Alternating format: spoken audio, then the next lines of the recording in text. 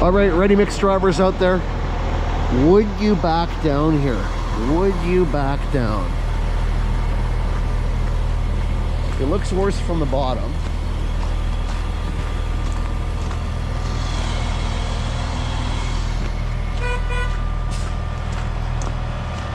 Like I said, it's that off camber, so you have to come in, cut the front end over, heavy side of the drum, quite the off camber there. Would you be comfortable backing in here? Please give me your thoughts in the comments section. Every driver I've had here today said no. One guy said he could probably do it, but would preferably not want to do it. So there we go. All right, what's going on? Happy Friday. We've got a good one for you today. At least I think it's a good one. We're doing a pump into a pump again. Crappy driveway here, not conducive to backing a mixer down because of the off-camber nature of it. And it would have the mixer leaning towards the heavy side of the drum because the concrete sits towards the driver's side of the drum, so no bueno.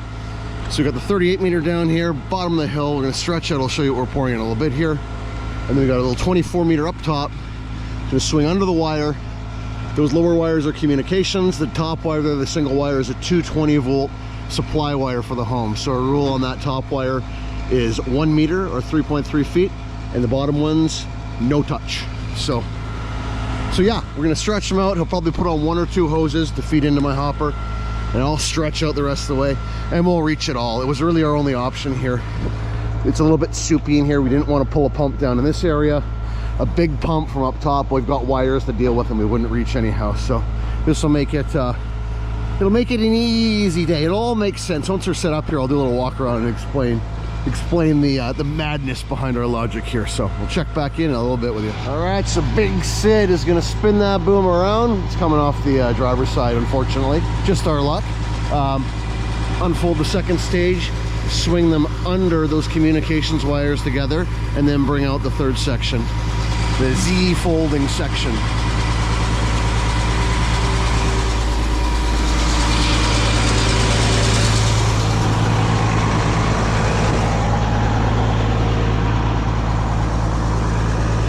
A little bit of tree pruning, no extra charge. Okay, that's my one dad joke of the day. No more, I promise. And I'm also losing my marbles because the boom's actually coming off the passenger side. Yeah. It's okay, I'm almost 45 years old now. I'm allowed to have the odd mental slip. You 30-year-olds laugh, but you just wait. First it's the vision, then it's the short-term memory. Yeah.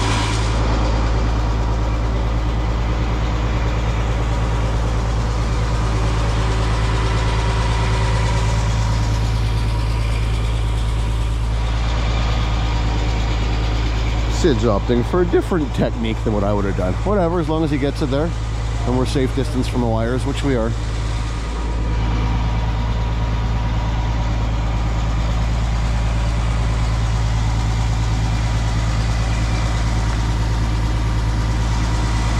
Something like that. See, my way would have been easier. 2 sections, flip the third out, you know? Show off, hot shot. Can only micromanage so far, you know? Okay, so Sid's just gonna prime out with a little bit of water onto the ground, then we'll chuck that hose into my hopper. And then what I'm gonna do, and normally I just prime the 38 with water, but because I'm basically repriming the same mix he primed through, I'm gonna add a little bit of kick to it. I've actually really been liking this stuff, even on the small booms. What I've been doing is adding just like 3 drops to my prime water. Something like, let's see if we get a better angle here. 1. Oh, come on. 1, 2, 3. 3 squirts, kind of like that. And then, oh yeah, mix it up with a little agua. They'll put in about 2 gallons of water. And all this stuff does, it just gives the water a little bit of body. It fattens it up a little bit. What a clean hopper. It's immaculate. Yeah, it's because some guy oiled it this morning. Because the guy yesterday might maybe not have. You see the dirt under the S-tube?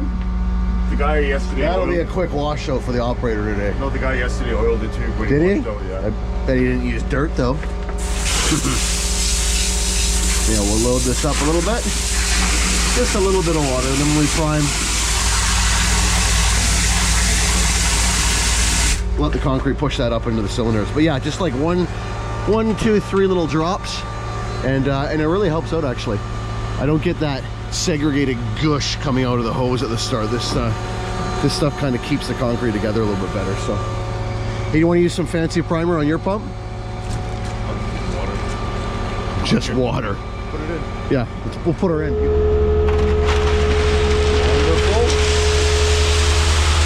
As soon as it pushes that primer in, okay, change it now. Change. Gotta change it over. Yes. We're gonna push that stuff in and change it again. Oh, you're a little too early. Change it up. Yeah, I'm gonna push that in. Good enough.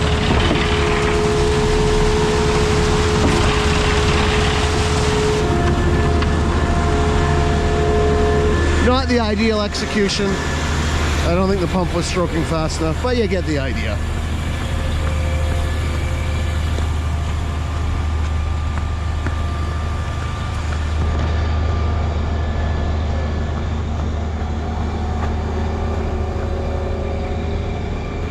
Make sure we got air coming out the hose, and we do.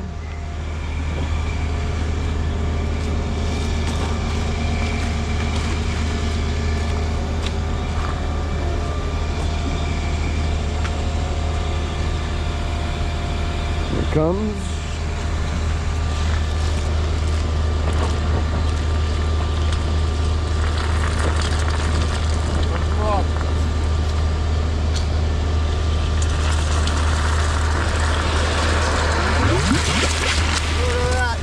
Amazing. Now we'll just swing this in the hopper and strap it up.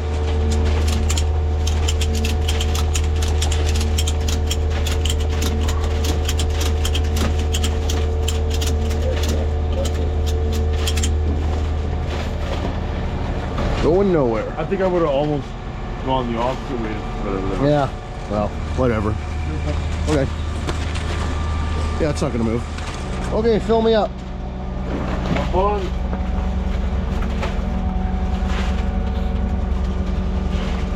Nice and slow. Probably some air.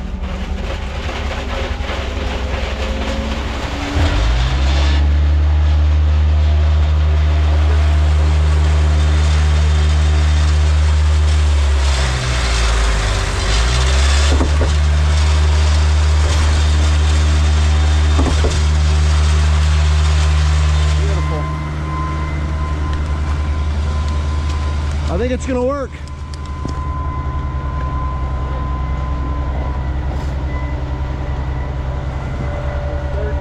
I got some little footings inside, and then we'll come out and we'll look for it walking around.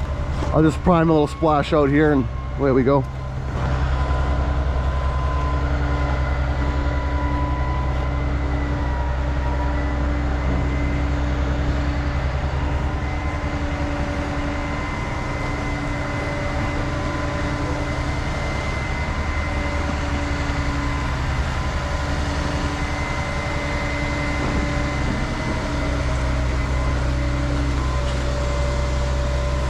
We got air.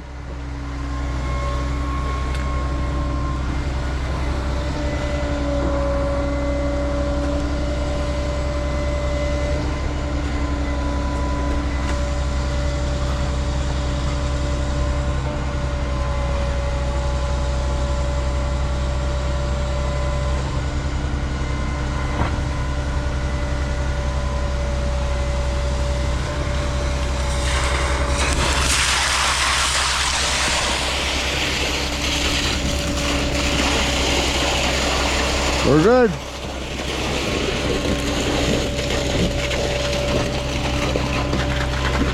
Don't want that first bit of junk in our walls, so we are good. Away we go, rock and roll. All right, so here we are, rocking and rolling.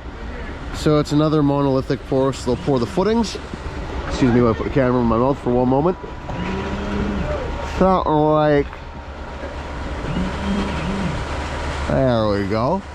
We'll go along, do a pass on the footings. This first couple loads has accelerator in it. We'll let that harden up for about an hour or so, then come back and fill the walls on top of it. And then the footing will be stiff enough that we can vibrate adequately and it's not going to boil out. So you see there, they're filling that footing just enough to seal up to the bottom of the panel for the walls. Was interesting in a video I posted a couple weeks ago. A carpenter chimed in who's semi-local to us, a few hours from us. And he'd mentioned that pouring the walls of mono like this, his concern was that when filling the wall, the weight of the concrete could actually lift the form and throw out the height of the wall. It's not something I've ever really noticed. I've seen it happen on like sono tubes before, those cardboard tubes. I've seen them lift up like that. I see what he's saying, and he's a carpenter, so he probably knows more than I do about carpentry. But what does everybody else think? Any carpenters out there? What are your thoughts on that?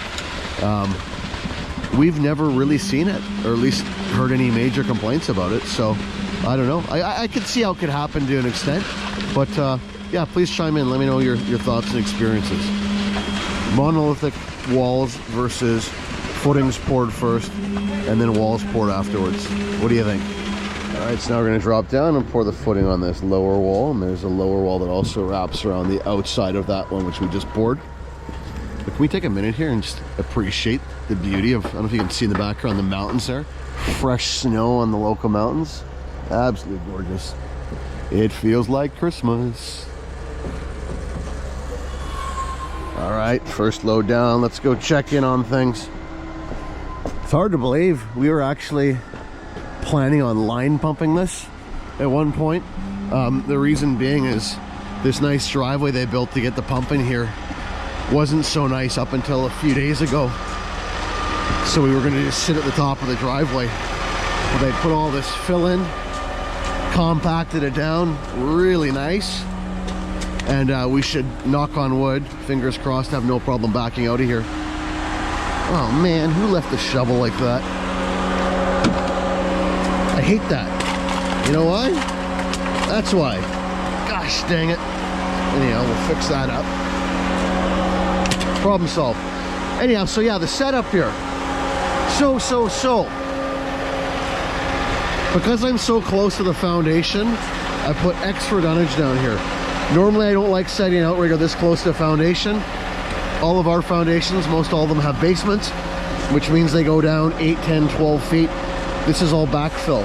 Well, on this site, they backfilled this with all crushed material, crushed gravel. It's not a bunch of loose fill, so we know that. Even that being said, extra dunnage, if at all possible. Don't set outriggers this close to a foundation. It's not ideal, but we know the conditions here.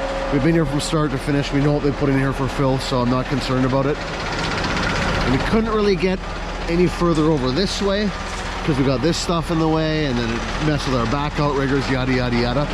So it's a good setup, but it's not ideal to be that close to a foundation because it's always going to be backfill in here. So this is something to keep in mind.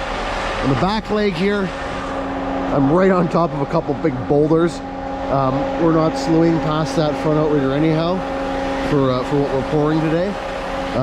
But even regardless, that's rock solid. That's not going anywhere. So a little bit of a tricky setup outriggers wise. But everything else worked out really well. Pretty happy with this. Normally we'll have a double-ended hose and a nice like 45-degree elbow, so the concrete's not making a mess.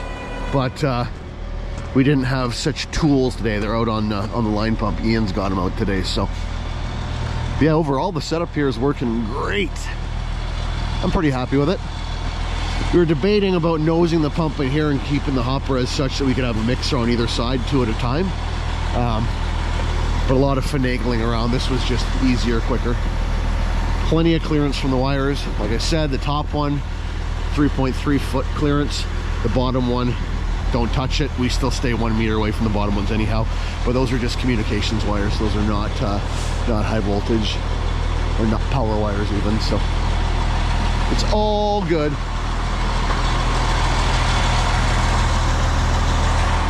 Load number 2, here we go. And it's 40 MPa. 40 MPa architectural mix. Lots of cement. what Americans say. They say cement. They don't say cement. It's called cement. It sounds a lot like stirred bodily fluid, but oh, it's beautiful. You nailed it. The perfect slump right there. Mwah. Hey, I got the truck number. Go get your credit.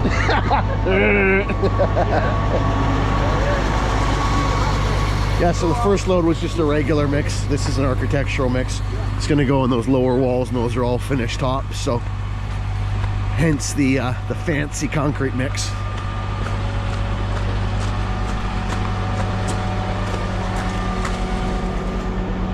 Up off.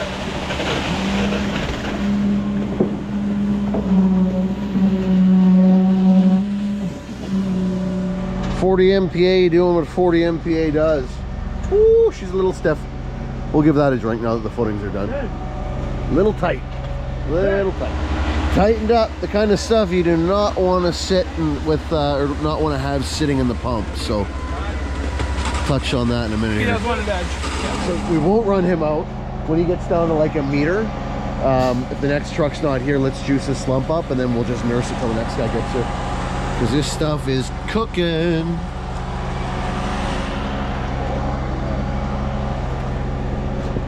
Now those footings have kicked off, we'll fill the wall up. Piece of cake. The concrete will be tight enough that when we fill the wall, it doesn't push the concrete and the footing out.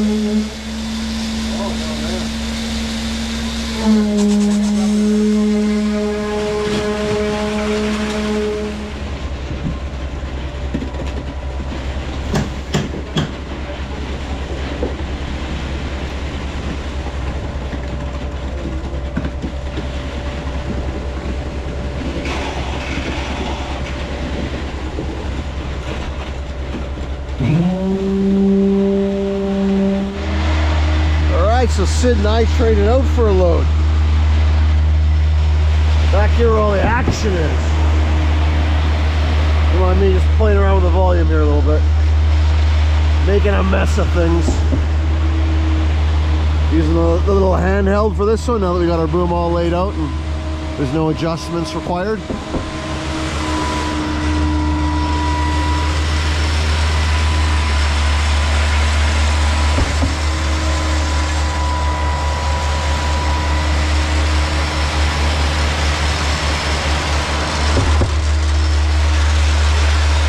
Like I said, it's always nice to have a 45-degree elbow on the end there, but we did not have one today, so it is what it is.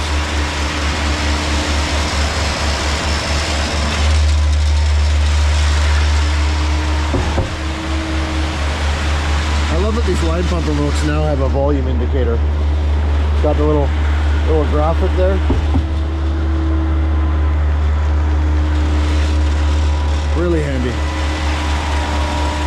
Okay, so just to address the elephant in the room, because every time I post one of these videos where we're going from one pump into the hop or the other pump, there's a lot of comments about why didn't we tie into the deck pipe.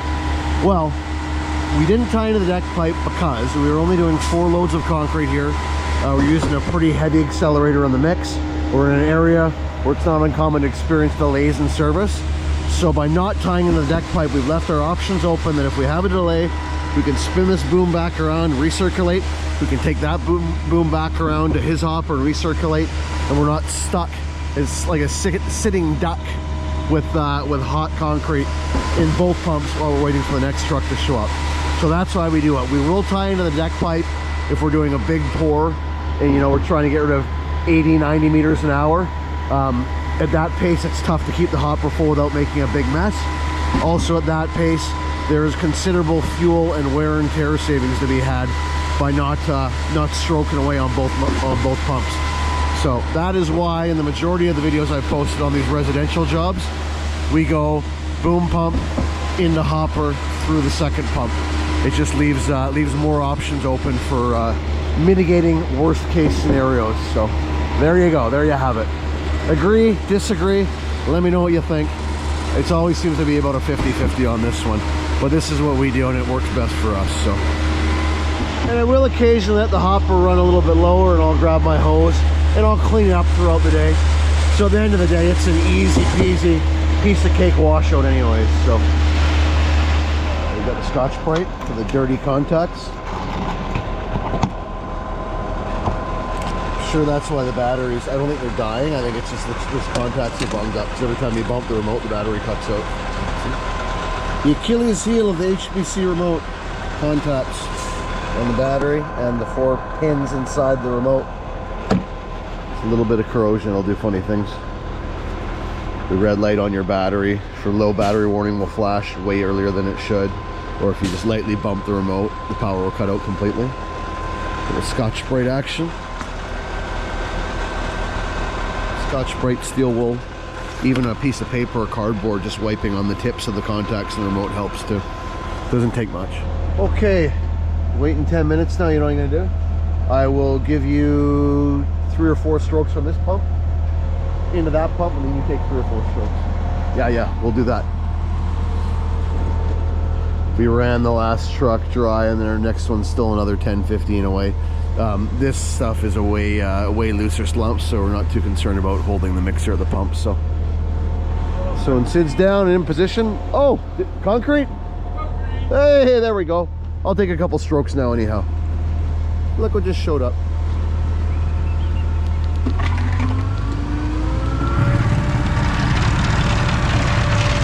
Just a couple, just to keep it moving.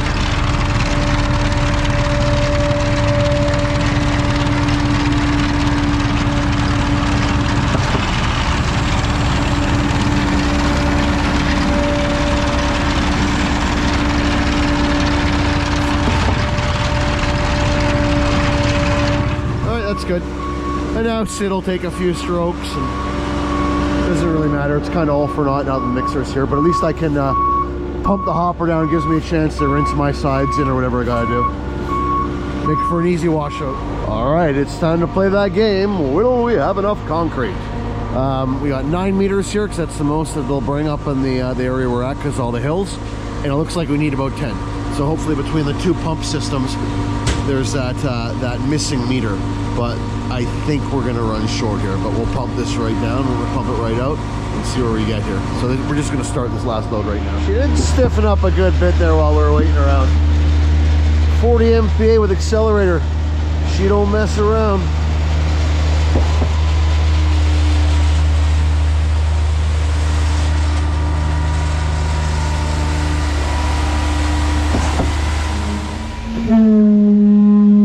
How much have we got left? Oh yeah, we don't have enough. There's no way. No, we're not even close. You're gonna need shoot 2 or 3 meters. Yeah, not even close. Oh yeah, no, we're short for sure. Well, apparently great minds think alike. I just called in to the man upstairs who orders the concrete, and they've actually got 3 meters coming here. So that will be bang on, just what I thought. And if we're still short, I'll quit and I'll go drive an Uber. How's that sound? And I'll make Uber YouTube videos, or YouTube videos about Uber. or something like that. I don't know. Maybe it's my calling anyhow. Wow. Well, that wasn't even close, eh? He's empty. Yeah, we got another 3 coming. No, I know. But yeah, we'll use a good couple of it, won't we? Almost like we knew what we were doing. Yeah, let's say that. Hey Rick, do you think 3 is gonna do it? Do you think 3 is gonna do it? It seems like really low. Like, and then we got the corner. We did lose quite a bit in this corner. That footing didn't hold for us. Oh boy. We lost a shit down there. Oh boy. Yeah, let's look. We lost, I don't know, a quarter of a meter, I guess, in there. Huh. Do you think 3 is gonna do it? 3 plus whatever you can give me, right? Shovels and buckets. Shovels and buckets. Wow. All right, the balance load is empty. Let's see where we're at. Let's see where we're at.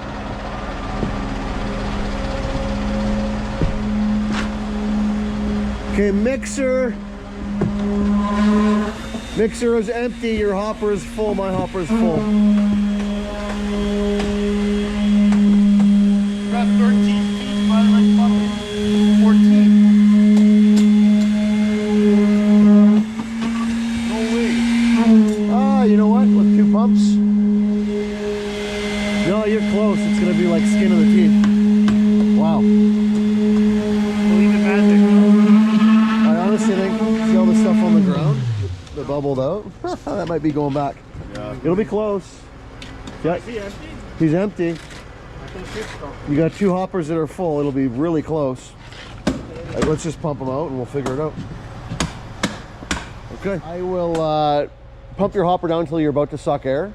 And then I will hit your horn and I'm gonna go back. I'll put my lid down, I'll pump out into you. And then we'll get you to pump out and we'll see where we're at. And I'll just make it wet. And if we gotta wait, we wait. And there's wet stuff in the pump, but yep. See, I'm not crazy. I'm not crazy. I know a little thing or two about concrete after doing it for, oh my God, 25 years. Oh, it hurts to say. All right, Sid's pumping down. I'm gonna pump my hopper down a little bit here.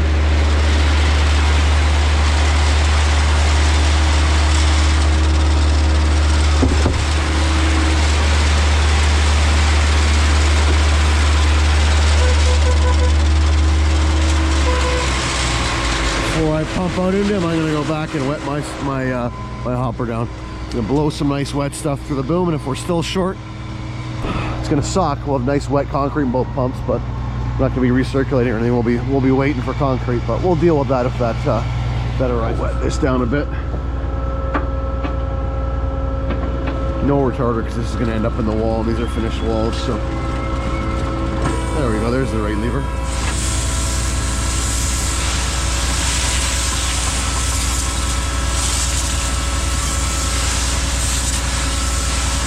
All right, hope and pray. Lid on. Lid on.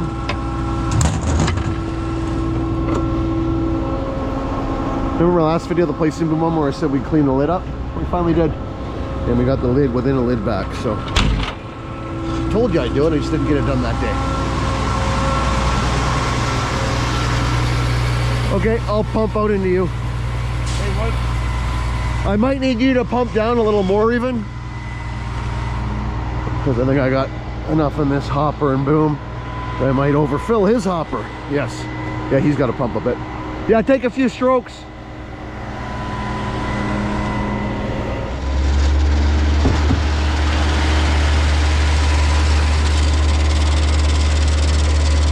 Yeah, I'm already pulling air.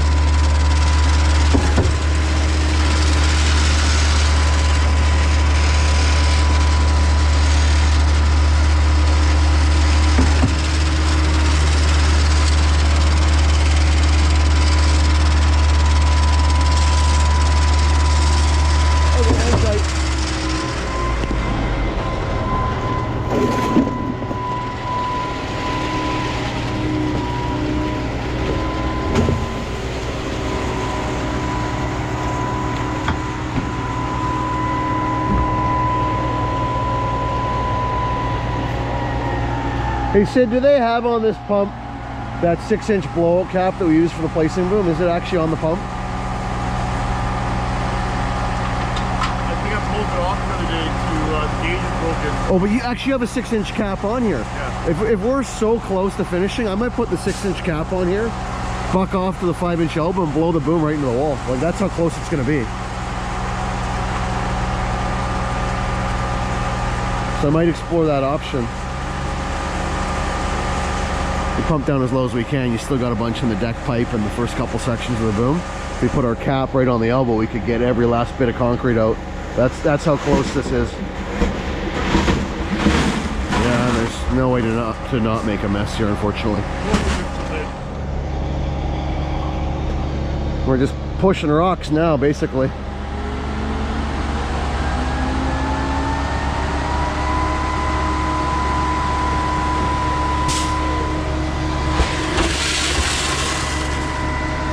It is what it is. It's messy, but we need it all. We made it? No way. We actually got it? Oh man. Oh, now we got too much. You guys live dangerously. I pumped right out to rocks and he's like, yeah, the air is just about to come through. We were aware of what we had. So here's a question for you, Rick, and put you on the spot. 46 years experience? Yes. So there's a carpenter that commented on one of my videos. We were pouring a monopore rental form foundation. Was saying that monopouring it can lift the walls and throw the heights out. Have you ever seen that? Yes. It can. If it's too wet. If it's too wet. If it's too wet and you're pouring a monoform with a large footing, Yeah. the pressure builds up in the footing and it will heave the entire wall. Ah, so the key is pour the footing stiff, let it get firm. And then And carry on. yeah, If you okay. try and pour it all at once with a wet slump, you're gonna It'll lift it. it'll heave the whole thing off. Ah, okay. So no, I figured there was some truth to it because the guy, I think he works up in the Okanagan, seemed to know what he was talking about. I've never really seen it on you know, pouring properly with decent forms. I've been on job sites where we've tried under difficult circumstances. And we had to do it, Yeah. and the whole thing blew up. We ended up tearing the wall out. and Wow. everything. Okay. I've seen it with sonotubes before, where those lift up. Oh yeah, sonotubes will do the same. I mean, I've seen it with rental forms, but like really crappy forms, and yeah, like you said, pouring it piss wet. Yeah. But under like normal circumstances, no. Let the footing tighten up and then carry it. Yeah, so we don't ever end up having to come back and grind walls typically with a monopore because the height's out. Okay. No, So he's right. He's right. absolutely right. Under the right but wrong circumstances, he's right. So that's a great comment. Thank you for that comment. I wish I remembered the commenter's name, but that's really good insight and really good advice. Love it. All right, so just like that, we are done here. Sid pulled his sponge back. I'm about to pull my sponge back, and we are gonzo. I'll check back in here when we're getting near that sweet sound of the ocean tide. But aside from that, we are done skiing. Here we go, sponge number 2.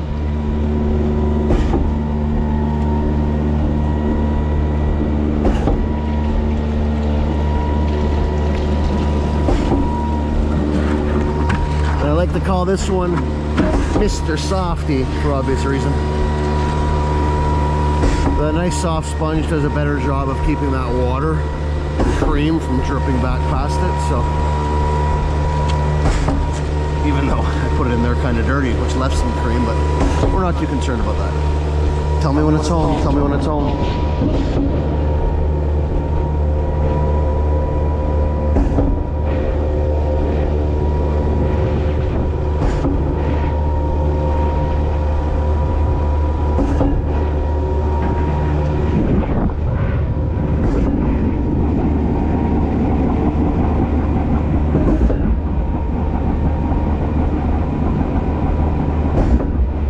Did you get it? Did you get it?